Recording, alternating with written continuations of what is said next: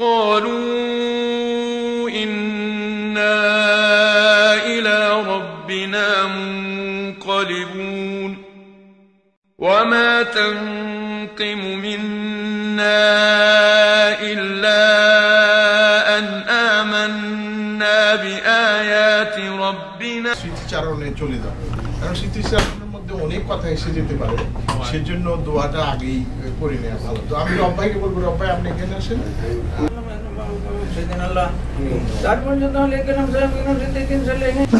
তৌফিকের সম্বন্ধে বলা সত্যি কথা, আমার সাথে পরিচয় ঢাকা ইউনিভার্সিটি কার্জন হলে। এখন আমার মনে আছে কার্জন হলে এসে দাঁড়াইছিল কয়েকজন ফ্রেন্ডের সাথে, তখন পরিচয় 1976-77 জানুয়ারি।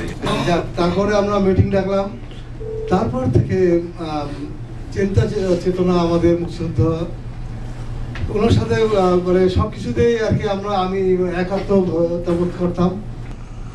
বিশেষ করে ডক্টর তৌফিকের মৃত্যুবরণ থেকে শুরু করে কিছুটা সময় পর্যন্ত কিভাবে একজন মুক্তিযোদ্ধাকে, একটা মুক্তিযোদ্ধার জীবনকে কিভাবে কলঙ্কিত করতে হয়, কিভাবে ওনার আসল রূপটাকে ঢাকা দেওয়া যায়, এই অপচেষ্টায় আমরা কিছু লোক ব্যস্ত ছিলাম।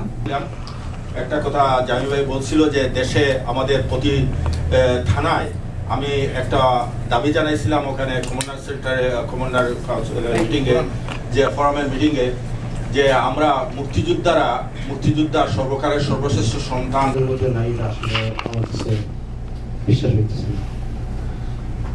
তৌফিক ভাইকে আমি অনেক থেকে চিনতাম, কিন্তু ওনার সঙ্গে আমরা ক্লোজ হইলাম এই বাংলাদেশ ফ্রিডম ফাইটার্স ক্যালিফোর্নিয়াকে যখন আমরা অর্গানাইজ করি। শ্রদ্ধেয় তৌফিক ভাই, আজ আমরা সবাই আপনাকে স্মরণ করার জন্য এখানে এসেছি। এখনো আমি দেখতে পাই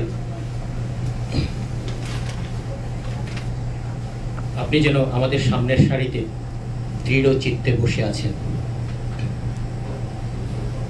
আমাদের সবাইকে আপনি বড় ভালোবাসতেন। আপনার সান্নিধ্যে এলে আমাকে ৭১-এর চেতনা উদ্বেলিত, আন্দোলিত করে তুলত নতুনভাবে। আপনাকে ঘিরে আবার যখন স্বাধীনতার নিভু নিভু প্রদীপ নিয়ে আমরা এই কমিউনিটিকে আলোকিত করার চেষ্টা করছিলাম, ঠিক সেই মুহূর্তে আপনি ছিটকে আমাদের কাছ থেকে অনেক দূরে চলে গেলেন।